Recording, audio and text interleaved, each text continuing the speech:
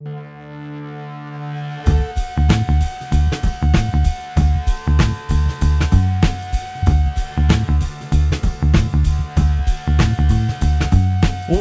everybody, to the Nightly News Podcast. This is Professor Paul Miller, and we are here today with a returning guest.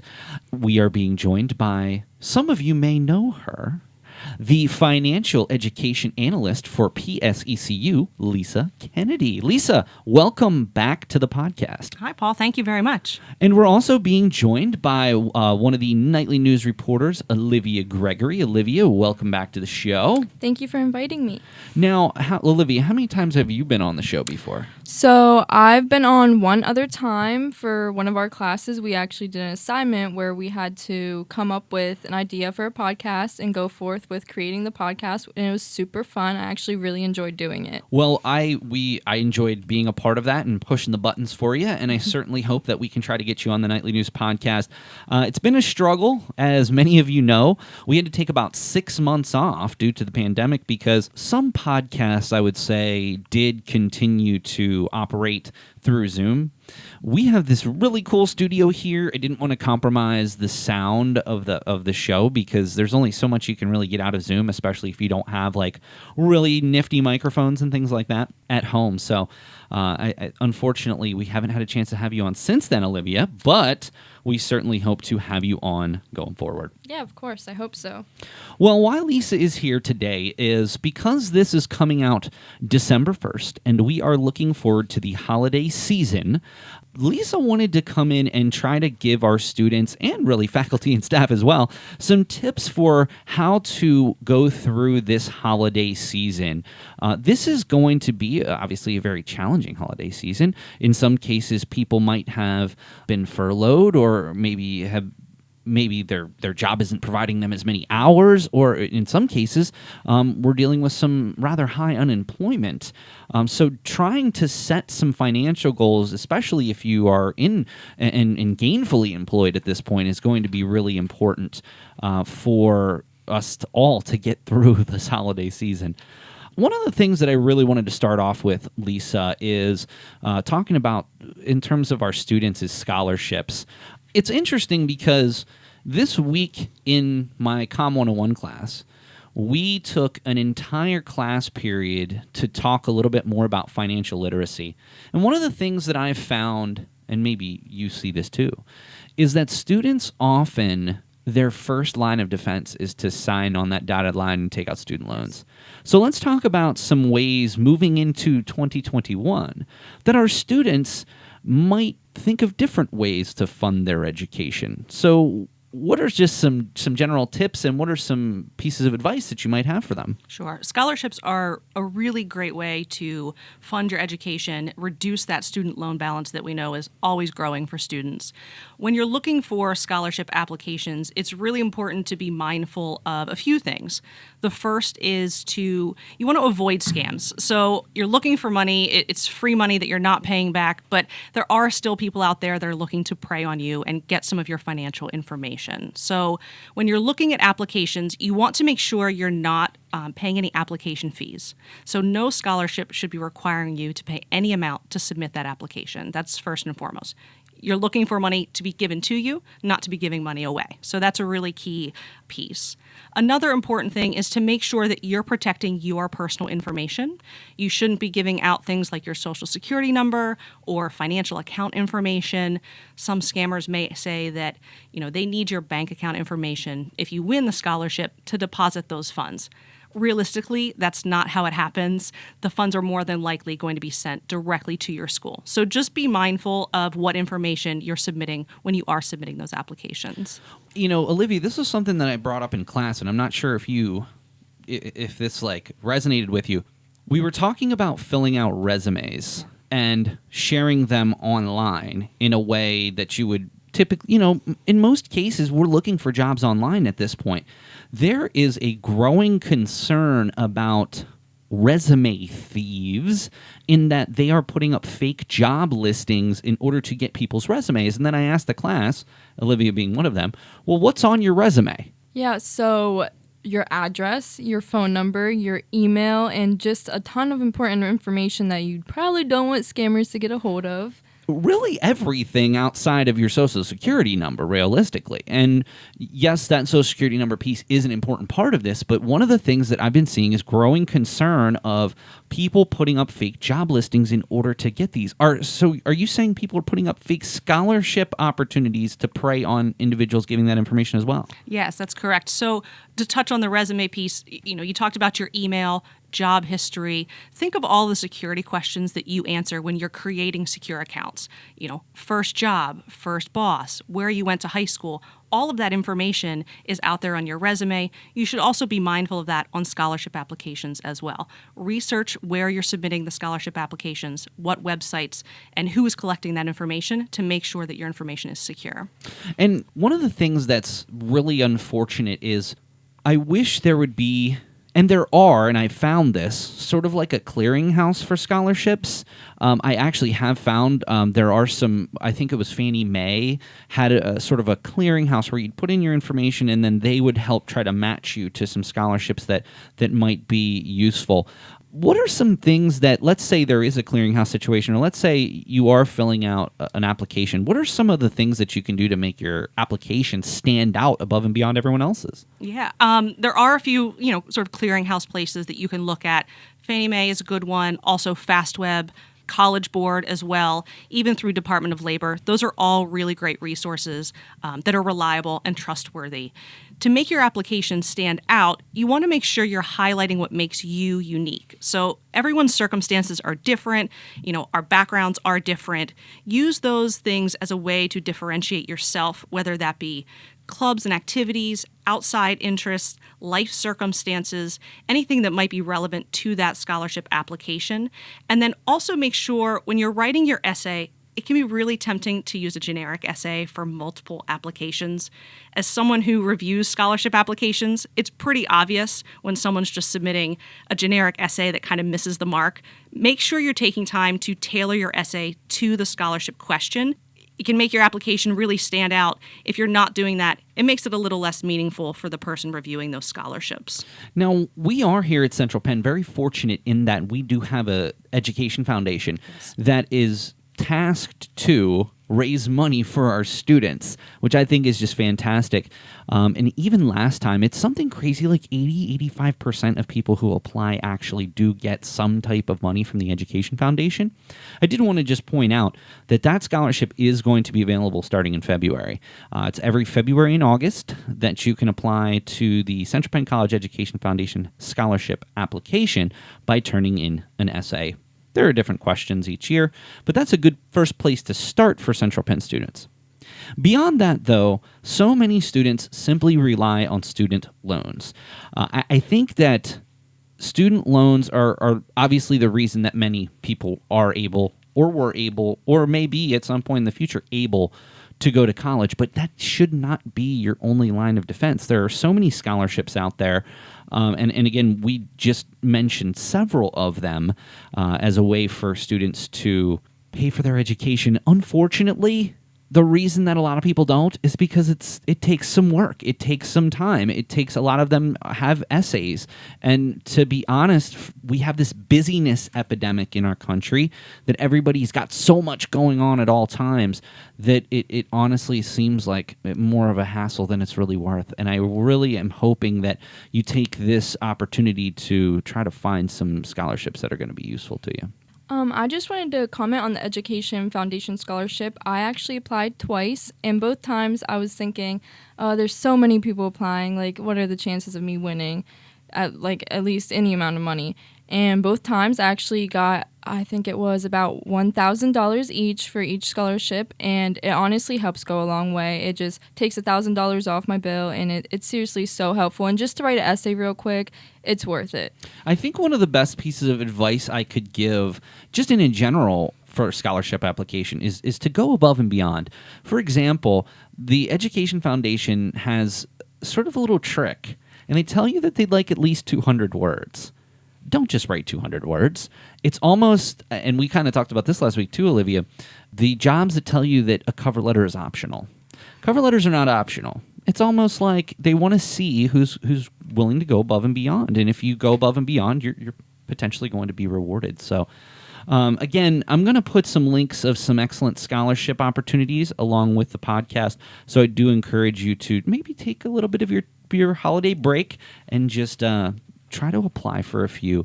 I'm just going to leave with one anecdote before we move on to the next piece. I had the opportunity to have a student intern at the Capitol, the state Capitol, and he worked with the Democratic caucus. And I spoke with his supervisor, and one of the things that the student worked on was advertising for a scholarship that they had available. It was a couple $1,000s. They did not have one person apply, and that money just ended up getting pushed over to the next semester. And there's so much money out there for students. Unfortunately, so few students take the initiative to try to find them. And it's not to say that every scholarship's not going to have any applicants, but I promise you, if you take the time to seek out some opportunities like this, you're going to be rewarded. So all right, we're going to move on to, so first of all, and I want to bring this up to Lisa, one of the reasons that we've had you on the podcast is because PSECU is one of our corporate partners here, and you have, the organization has done pop-up tables and has done financial literacy workshops here to really try to benefit the college. Can you just talk a little bit more about some of the things that you do in your role in terms of helping students all across the state? Absolutely. Well, in normal circumstances, you can often find us out at not only Central Penn College, but other colleges around the state doing, like you said, pop-up events, workshops, even reality fairs. So it's sort of like a game of life where you go through table by table and get more hands-on experience with budgeting. So it's something that's really valuable for a lot of students, whether you're a freshman or even someone who's a little bit more established, but you're going back to school, your circumstances might be different. So those are some of the things that we do in a normal circumstance. Right now, we're doing a lot of webinars with a lot of different content around scholarships, student loans, repaying your loans, even just financial aid, in addition to our budgeting and credit topics that we normally do.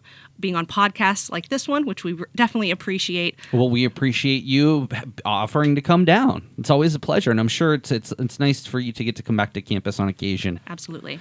Well, I wanted to move to one of the really important aspects from our student perspective, and that's developing a budget over the holidays. I think that we are really coming into prime time holiday shopping seasons, and again, many of us might be in a different situation than we might have been a year ago in terms of maybe lost hours at work, less opportunity for us to work in person if that was, if we didn't have a job that necessarily could flip virtual.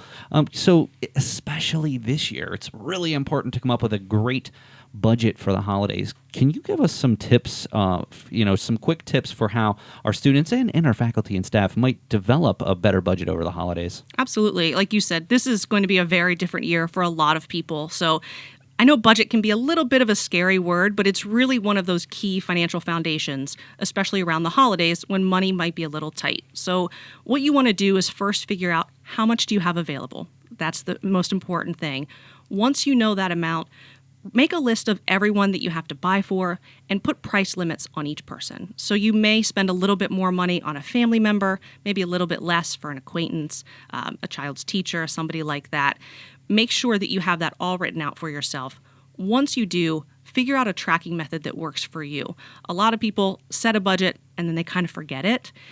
Take the time to either put that down on paper and take it with you as you go shopping, find an electronic method that works best for you, whatever's going to hold you accountable to the numbers that you put on paper. Do you have any tips for maybe an electronic tracking, something that you've used, or maybe even a tool that PSECU offers? Yeah, what I do personally is in our online banking, you can add categories to all of your transactions. So I do that anytime I make a purchase. I create a category for holiday shopping specifically, and then I can just pull that into a spreadsheet automatically. It's super easy. That's cool.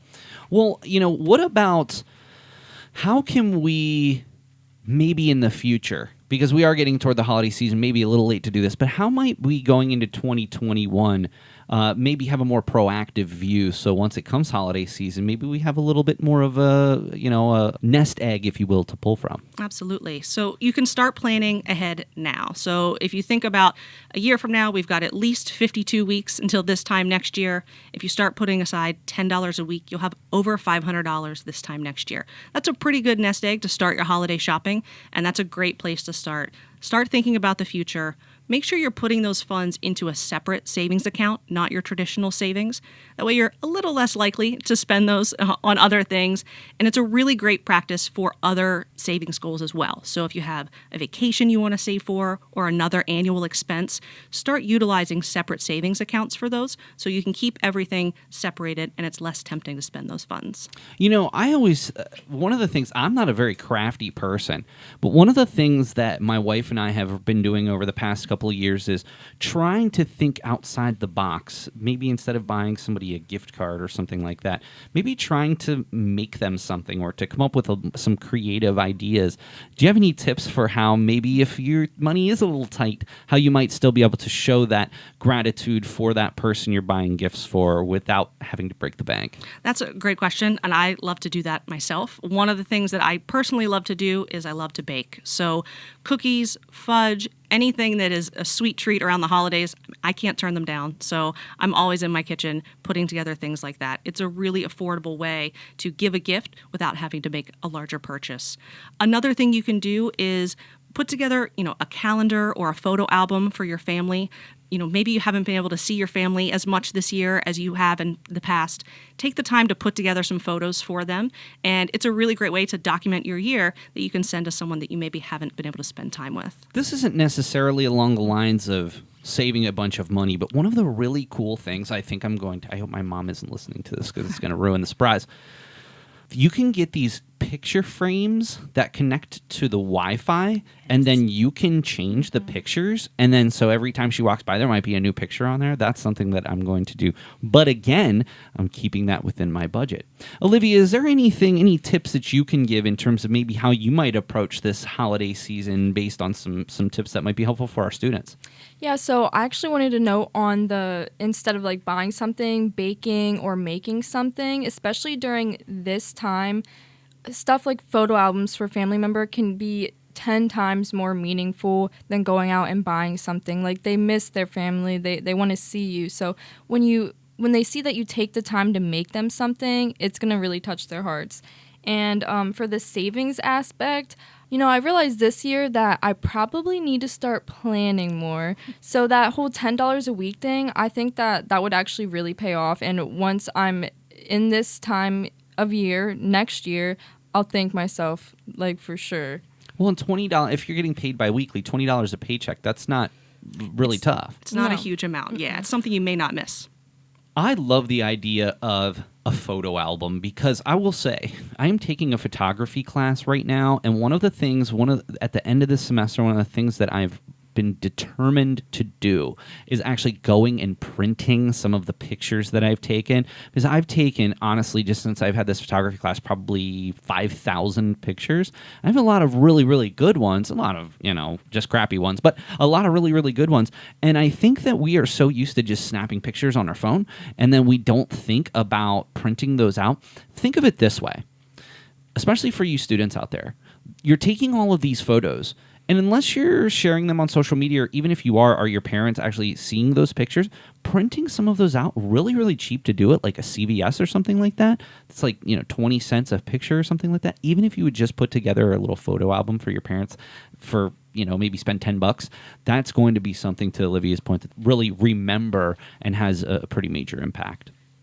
Let me ask you, in terms of, so beyond the saving aspect, do you just have any general tips for how people might approach purchasing gifts for people, and just in general to help students out?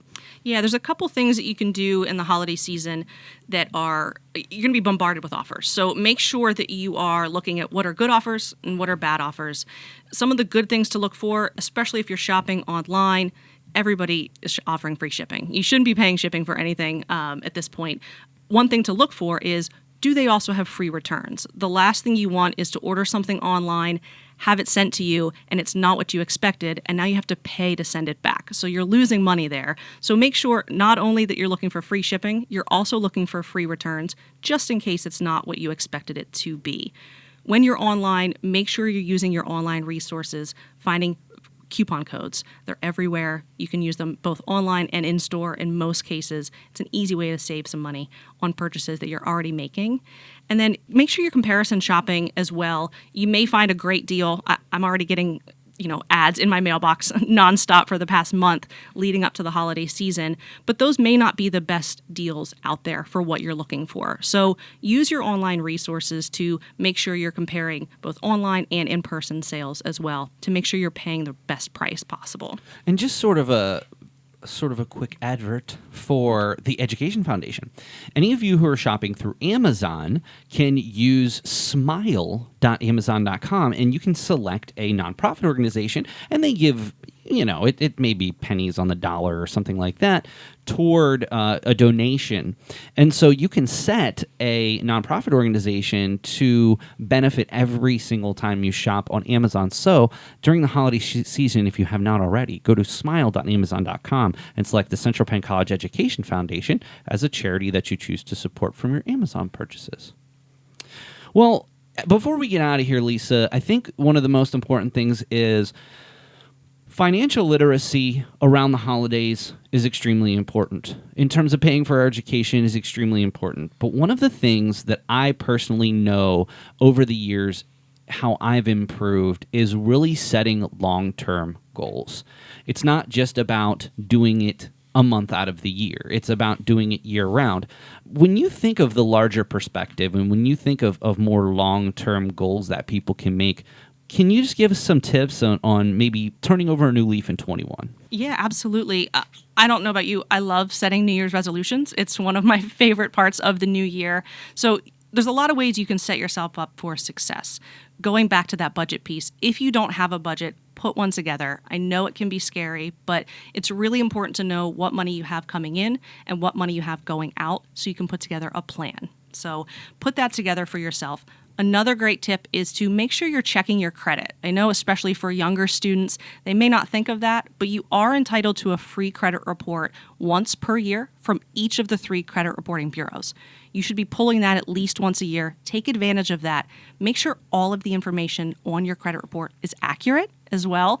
And also have a good idea of then where you stand from a credit perspective, what you need to improve and where you're excelling. Annualcreditreport.com is where you can go to check your 3 credit scores annually. Yes. Awesome. Now, Olivia, I know that it's difficult for you. I know that you live on your own. You're working, you're going to school. What are some just easy tips for students that maybe you've started doing ever since you've had to live on your own to help in terms of budgeting or maybe even long-term goals that they might be able to get into next year? So one thing that really helps me is having a separate checking and savings account. I move everything that I know that I can't touch into savings because then I know don't touch what's in your savings. Only give yourself access to what's in checking, base your bills and everything off of checking. Actually, about the credit thing, I recently checked mine. I didn't know that so many places offered a free credit report, and it's actually really useful knowing what your credit is and knowing what you need to work on fixing and what you're doing well in. Luckily, I'm actually doing really well, and that's something good to know. Well, it certainly is going to help if you would ever go to buy, not even just buying a home, but even renting homes. Yeah, They're checking your credit. And not only that, getting a car loan or things of that nature, you want to at least have a general sense what your credit is and then work to fix it if it's poor. And if you have good credit, then you're in decent shape if you want to rent a home or buy a home or purchase a vehicle. Exactly. And then regarding setting goals, I think that this is a perfect time to start setting goals. There's so much that even though people won't want to admit, there's stuff we all need to work on. And when you acknowledge that and start setting these goals, it's going to help you in the long run. Well, Lisa, I really appreciate, and I hope that when we have you on again, we are in a different place in the world. There's some really positive things coming out about vaccines and things like that, and I'm just hoping that we can all hang on through this winter and come out on the other side and much better. But honestly, I just thank you so much for your time, and not only that, I appreciate that PSECU has identified this as being one of their really important initiatives by, just focusing on helping people become better financial and have higher financial literacy. And frankly, Central Penn, we're proud to have PSECU as a corporate partner. Thank you. And it's great to be here. If anyone needs any free resources as well, you can always visit our website, psecu.com/learn. There are a ton of free resources, budgeting worksheets, things that you can do to set yourself up for success. And Olivia, thank you so much for spending that time. I guess this is your first time ever on the Nightly News podcast, other than you've done some other smaller things, but this is your first time really in the studio on an episode. What are your first impressions? So it's actually really nice. You'd think that you'd be nervous to come on and start talking about something like that you're not completely prepared for, but once you start getting into it, it's a lot of fun and it just all runs smoothly. So I'm really thankful that you guys invited me. Well, you're always welcome anytime, and I will make sure to have you on in future terms. Well, that's going to do it for this episode of the Nightly News Podcast. A special thanks goes out to financial education analyst Lisa Kennedy from PSECU, and of course, Nightly News reporter Olivia Gregory. Thank you so much for being here today. Thank you. Thank you. Of course. All right, we'll see you again next time. For Lisa Kennedy, for Olivia Gregory, this is Professor Paul Miller, and we'll see you again next time on the Nightly News Podcast. Hi everyone, this is Yuli. Welcome to the Nightly News Podcasting, and thank you for listening. Welcome, everybody, to the Nightly News Podcast. This is our final podcast of the fall term. And, of course, every final podcast of each term always features Theater Director Janet Bixler. Janet, welcome back to the podcast. Thank you for having me, Paul Miller. Of course, it's always wonderful. And what's funny is just before I came down here, I saw my Billy Award, because I have it prominently on my shelf for being the promoter of all the things that you're doing, so I'm always happy to do that. Strange times in theater at this point, with COVID-19 protocols and, increasing cases and things like that. But I have to give you a lot of credit, Janet. You have been able to do some pretty incredible things in the meantime. First of all, somebody who's been involved in theater for pretty much their whole life, what are some things that not only, and we'll talk about you in a moment, how has this hit the theater industry in a general sense? Oh my goodness, it has hit it hard. Just thousands and thousands and thousands of people are out of work. And it's not just theaters like we know them, like buildings with theaters. Of course, all the way from Broadway at multi-million-dollar productions that aren't being produced, and all the people that are on stage and backstage that aren't able to do work. But we're talking down to regional theaters, to community theaters, to colleges and to high schools, and then even into small theater programs for little children, where we're trying to build self-expression and confidence and providing an outlet for children who their love and their artistic expression is the performing arts. I mean, the ramifications are huge. And then we look at the performers and entertainers that don't work in a traditional theater setting. So all the cruise ship performers, all of those people are out of work. I never even thought about that. Mm-hmm. All the people, like if you look at Las Vegas and you look at the different types of performers, of course, in the actual Las Vegas theaters, that equates a lot to the Broadway.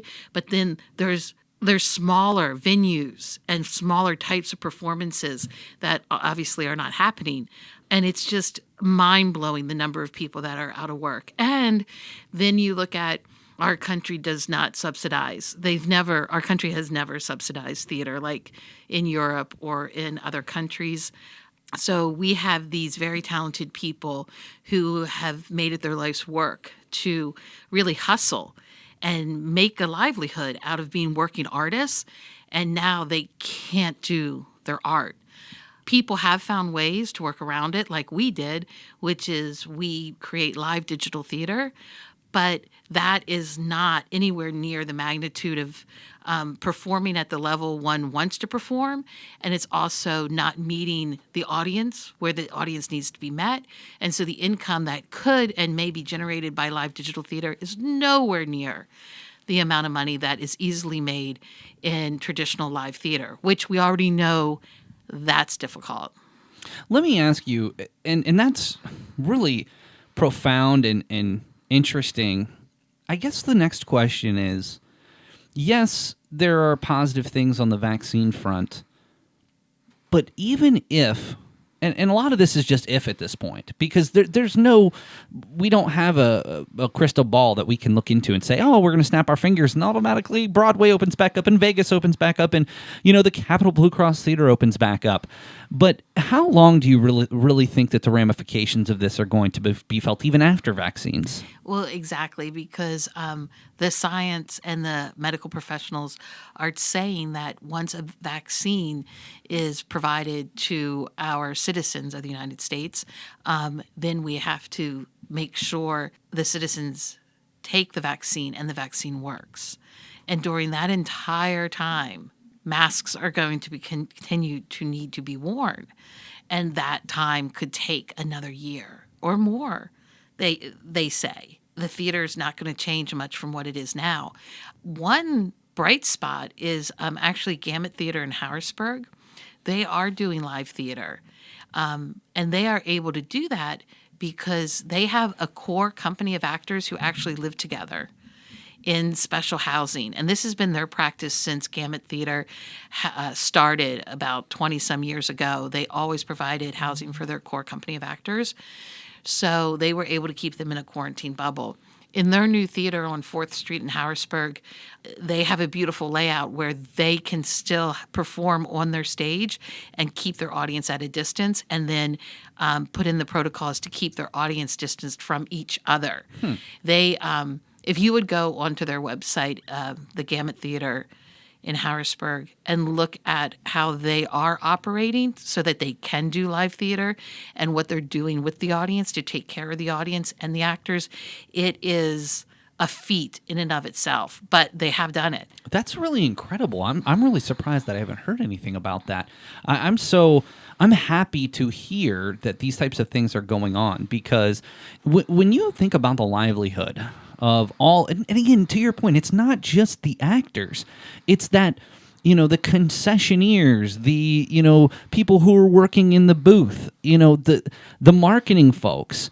When you think about the number of people, not even just nationwide, that this is impacting, it's really unbelievable.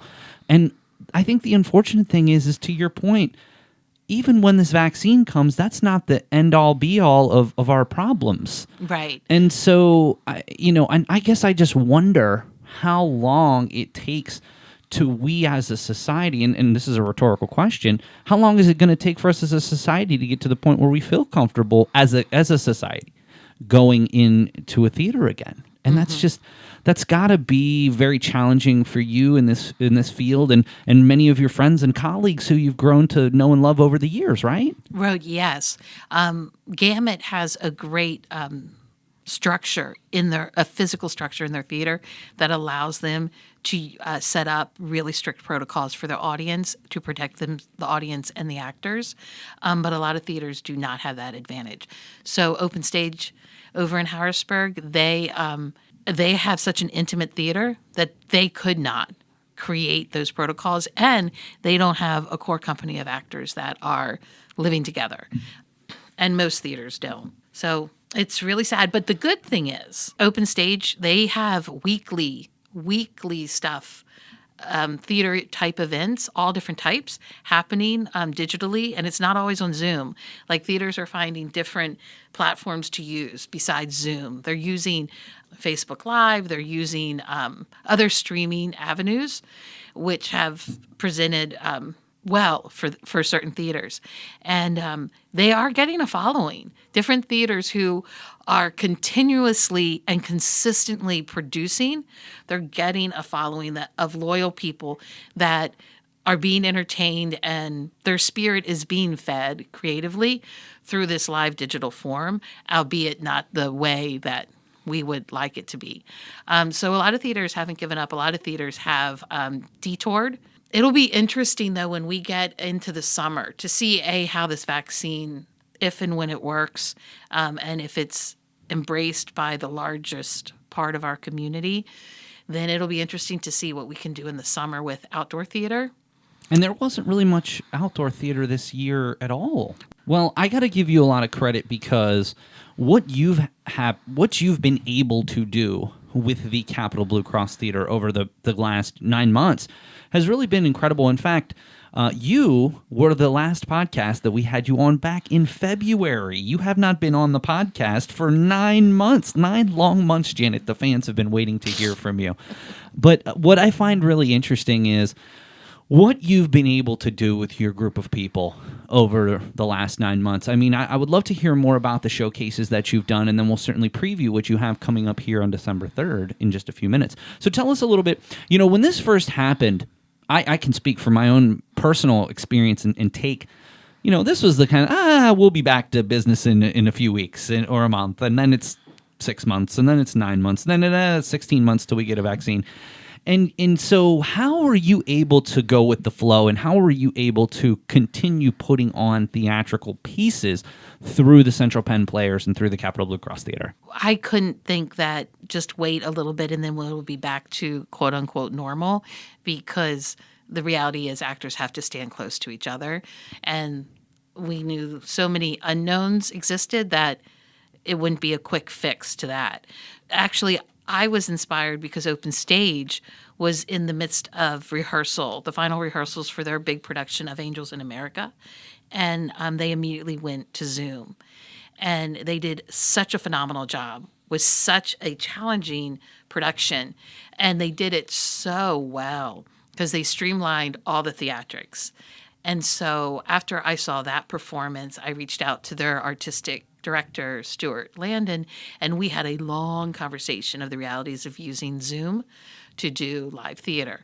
And then we were scheduled, oh my gosh, I don't even remember our theater season anymore because it changed drastically. Beginning of March, right? Yeah. Well, in March, we did our student created play, Yes. which was really successful. That was the last time that you were on, because I remember Parker and I did next to last baseball game, and I was just telling him about how great he was in that. So then we are to, I want to say June, right? Right. And so the students did their student created play early March. As soon as that closed, the next day I went to New York City to visit a friend from England who had a show opening on Broadway. And I got to see the final dress rehearsal. And at the end of that performance, the next morning, it was announced in New York City that an usher at that show tested positive for COVID. And that was before lots of us were talking about COVID. Lots of us didn't think it was real or it would be serious. But it was also the same day you heard that Tom Hanks and his wife had COVID. And so I was leaving New York City when all of the big everybody get home and stay home stuff was happening. And that was when Broadway shut down. The next day I saw... That's incredible. After I saw that final dress rehearsal of that show that had come in from England, then the theaters all shut down the next day. So it was very dramatic. And then our students, we were going to do... I seriously cannot remember what we were going to do in the summer, but we did pivot and we decided to do a showcase where we invited current students, alums, and community members that I know that are performing artists to do a theatrical showcase along the theme that is our theater's 2020 theme of discovery. We decided that we would do it in conjunction of raising awareness and funds for a social justice organization, because this was also at the same time that George Floyd was killed. Of course. So a lot of live digital theater find it difficult to charge our audiences ticket prices. Well, we certainly can't charge the ticket price we would charge normally, but even to charge anything, because live digital theater definitely prohibits a lot of the work that we do. So we got to get our audience in the seat before we can really ask them to pay. So we were doing everything by donation, and we highlighted the Dauphin County Bail Fund in our summer showcase. And we had at least 12 performers, and we had about 70 people in the audience on our Zoom webinar platform. And we had performances that ranged from monologues, selections from plays. We had a scene from a play. We had independent artists performing comedy or storytelling. We even had a couple of musicians do pre-recorded instrumental pieces, and then they came on and they did like little interviews throughout the showcase to make it really personal. And then we did the same structure, a showcase, and it was called In the Meantime, while we can't be on the stage. How profound. Right. So we did that for the summer. I'm so confused. Are we finishing fall right now? We're finishing fall okay. right now. Yes. So we did a spring showcase and in June. Thank you. And then we did a summer showcase in August, I believe. September. Oh, it was September. And we raised money for the young professionals of color of Greater Harrisburg. Okay. And I'm so amazed that you got such a turnout from. You've done, Janet, for going 6 years now. You've done everything to build the Capitol Blue Cross Theater, and you've really drawn to that community, and that just goes to show all the hard work that you've done over all these years is not gone for nothing. You know that you've made such an important community here, not only on this campus but regionally. So I think that's really cool. Thank you. In the summer showcase, we actually had all students and alums performing. I think we might have had, right, we only had 2 community members, and they were a partner performing duo from the Harrisburg Improv Theater. Everybody else was either a faculty, staff, student, or alum, and some of them were new students. And it was just so great to see the majority of the performers be from our own community. And again, we got over 50 people, I think, in that audience. And so that was good because it gave people a chance to perform and interact. Oh, and you know what the great thing was? We did that on the Zoom webinar platform, and we kept the chat open because it was kind of an informal but formal performance experience. And we encouraged the audience to write in the chat. So they could write the bravos. They could actually call out specific performers and write specific things in relationship to what they did, which was really great because it helped that live energy feel that you really need as a theater performer. You want that energy from your audience. And it kind of created that, which was great. And the audience was really wonderful. Well, that's awesome. I'm so glad that you had that opportunity. And, I'm sure that you're going to continue having to be creative in how you're going to continue with the theater. But you've done such a wonderful job now. Before we get out of here, Janet, well, I wanted to talk about something coming up later this week, Janet. And it's something that I know that many of our faithful listeners are at least familiar with. But it's Reclaiming My Time 2.0. It's going to be on December 3rd from 3 to 4:30 p.m. Well, first of all, we know where this came from. We've had Maria on the podcast previously talking about this several times, about the American Griot Project. Why was this the next step for the Capitol Blue Cross Theater? Well, in light of what happened to George Floyd and Breonna Taylor and several of the other individuals that experienced police brutality at the beginning and in the height of the pandemic, Adrienne Thoman, our Dean of Engagement, came to me because she was one of the original actors in Reclaiming My Time back in 2018. She said, is there any way we can bring these stories back just in some way, shape, or form because of all that's going on? And so I spoke with the playwright-poet, Maria James Chow, and she very much wanted to. We had a connection with a high school theater teacher at a York school who wanted to involve his students. And we were really going to create a new type of production with the base of our original Reclaiming My Time, true stories of women who lived during the civil rights movement. Things evolve. And what we have now is December 3rd's performance, which is being hosted by our Dr. Linda Fedrizzi, our president. She has established the President's Commission on Diversity and Inclusion. And it is that group here on campus that is hosting this performance, Reclaiming My Time 2.0, as a professional development for our faculty and staff. Students are invited to attend. So it's a 90-minute event. 45 minutes will be an excerpt from the original show, which was almost a 2-hour show. And then it'll be followed with a 45-minute interactive panel discussion with our poet, Maria James Chow, and with Dr. Felicia Brown Haywood, the Chief Diversity Officer from Millersville University, along with probably some of our actors participating in the panel discussion. And we are going to examine and explore the bridge that has occurred in relationship to the Black woman's voice. How has it continued to be dismissed from the civil rights movement to the current day. I think that that's really cool. Now, let me ask you. So I'll definitely put the information in here that you've provided to the faculty, staff, and students. But let's say there's somebody out there beyond Central Penn. Would they be able to get involved with this? Yes, and I will give you that information. So on our Capital Blue Cross Theater's Facebook page, you can find information that if you are a community member and you would like to attend our theater and panel discussion of Reclaiming My Time, you can actually go to a link connected to our fundraising campaign here at school called Give Butter, and you will be able to make a donation to Reclaim Artists Collective, which is the poet's playwright, Maria James Chow. It's her nonprofit, which continues to give voice to those that identify as members of marginalized community through theater, through poetry, and other creative arts. So once someone would go to the link on Give Butter and they would give a donation, then they would receive the link to the webinar.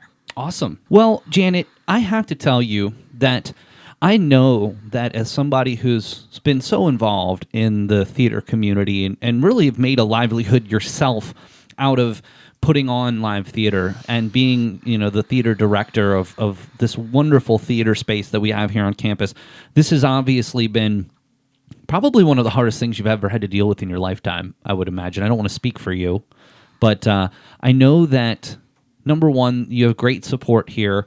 Your students are wonderful. The people and the community members and the faculty and staff that continue to be a part of these shows, you're really impacting a lot of people's lives. So I just thank you so much for everything that you've done over the years, but everything that you continue to do now, including bringing back this very, very important topic of Reclaiming My Time 2.0. And it's going to be nice to be able to see Maria back doing something affiliated with Central Penn College, because we definitely miss Maria. She's gone on to a different position, but she's still always be in our hearts here at Central Penn College. So, Janet, thank you so much. Well, thank you, Paul. And just to let our listeners know, there was another project happening over the summer regarding The Hand That Holds the Quill, which was the original show related to the creation of the United States Constitution that was supposed to be performed in our theater in September.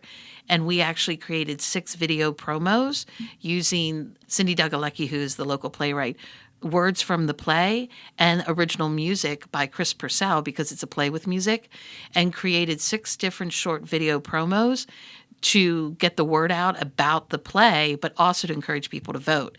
So if people would go to our web page, the theater's webpage here at Central Penn College, they would be able to look at all those 6 promos. I will absolutely put those links up. And the intention is to have that in 21, right? Yes, the hope is we will perform that September 2021 in the theater, or maybe outside in our gorgeous fellowship area. It's so funny. I just was down there to take some photos last week of some friends, and we were talking about how and reimagining when you did the theater outside and how cool that was. So, cheers to you, Janet, for keeping things going, and cheers to any person who's involved with the theater that's going through a lot right now and just trying to find ways to be creative in order to let out their, the things that are coming from such an emotional place in terms of doing live theater. So, Janet, thank you so much for your time today. Well, thank you for asking the questions and being really interested, because, theater is in a changing mode, and it was really nice that we could talk about that. Of course. Well, I just want to remind everybody, if you are interested in checking out Reclaiming My Time 2.0, I will have the information that you can follow up with Janet in order to get that link. Faculty, staff, and students will see information in all Student Central and Central Station to be a part of that as well. So please consider taking some time out to be part of Reclaiming My Time 2.0 on December 3rd from 3 to 4:30. Well, Janet, thank you so much for being here today. It's always my favorite podcast of the term to have you on. Well, thank you, Paul. Thank you again always for your support. Of course. Well, that's going to do it for another episode of the Nightly News Podcast. For Theater Director Janet Bixler, this is Professor Paul Miller, and we'll see you again next time on the Nightly News Podcast.